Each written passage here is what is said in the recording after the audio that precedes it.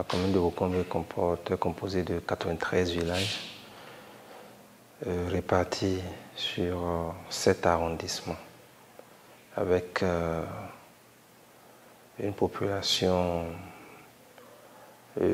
d'environ 100 000 habitants actuellement.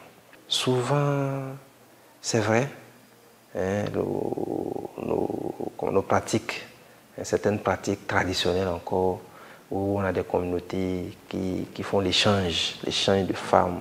Donc voilà, où la femme, dès qu'on remarque déjà qu'elle devient mature, elle fait voilà, on trouve qu'il faut la donner en mariage, même contre sa volonté. Il y a ces phénomènes-là participent au mariage forcé, à l'enlèvement des mineurs. Mais il faut voir aussi que c'est le volet social, le côté social aussi est à la base. Parce que vous voyez, quand un parent est là, il a beaucoup d'enfants, il est pauvre, ça ne va pas, il voit que bon, il faut peut-être marier sa fille à quelqu'un pour pouvoir d'abord, se libérer.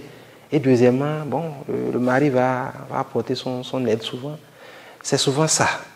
C'est souvent ça et aussi l'éducation des filles. Il y a certaines filles qui pensent quand elles pensent qu'elles sont déjà adultes, elles sont déjà matures pour pouvoir aller en mariage. Elles se donnent au mariage, d'autres filles même, hein, vous allez au commissariat ou bien vous allez à la CPS, c'est elles qui vous disent même, bon, si vous faites du mal à mon soi-disant mari, là, je vais me suicider. Vous voyez, c'est un peu compliqué. Des fois, on est bloqué. Effectivement, vous venez de toucher un point sensible et qui fait qu'à un moment donné, nous ne dormons pas, quand ce soit la mairie, la police, le centre de promotion sociale, les ONG qui interviennent dans la protection des jeunes filles. Nous ne dormons pas parce que ce phénomène nous tient à cœur et nous voulons faire en sorte de l'éradiquer complètement. Parce que moi, je le dis toujours, la femme, c'est le centre de développement. C'est elles qui font tourner l'économie. Elles sont partout. Donc, si nous ne les protégeons pas, ça veut dire que nous sommes en train de nous perdre et on risque de le regretter. Effectivement, il faut reconnaître que les chiffres sont en baisse. Les chiffres sont en baisse parce que nous avons eu beaucoup de personnes qui sont intervenues, beaucoup de personnes qui interviennent jusqu'à présent et que ça marche. Néanmoins, tant qu'il reste à faire, on dit souvent rien n'est fait.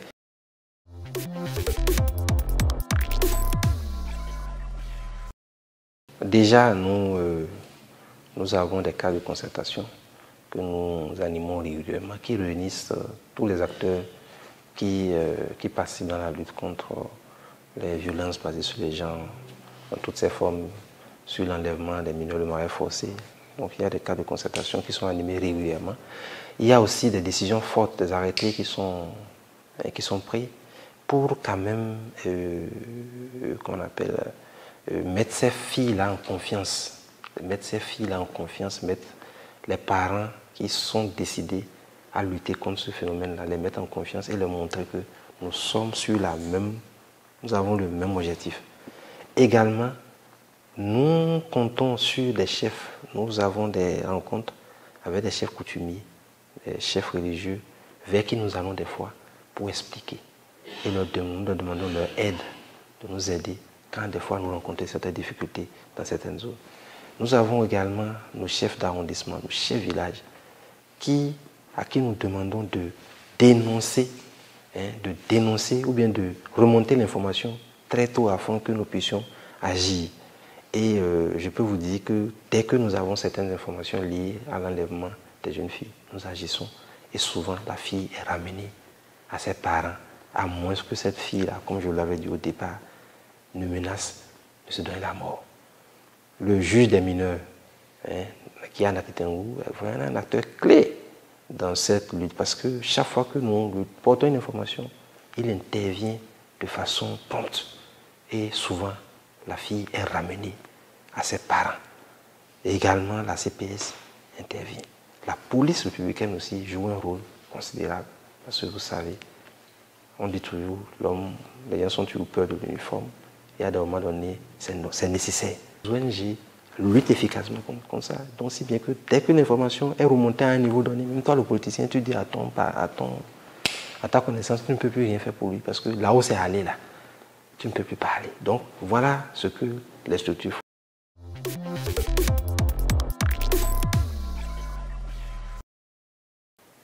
Merci beaucoup. Je voudrais remercier d'abord votre chaîne, la chaîne ODD TV, pour avoir effectué le déplacement et pour m'avoir donné l'occasion de pouvoir m'exprimer sur certains aspects de la commune de Boukombe. Ce que je veux demander, c'est que des acteurs comme vous accompagnent nos communes tous les jours, nous accompagnent, montrent à la face du monde ce qui se passe dans nos communes, fassent en sorte que tout ce que nous faisons de bon ou de mauvais, bien sûr, soit montré à la face du monde afin que les bonnes volontés, pas forcément en matière numéraire, en matière d'argent, mais en matière de bonnes pratiques, viennent peut-être à nous aider, nous apporter leurs connaissances.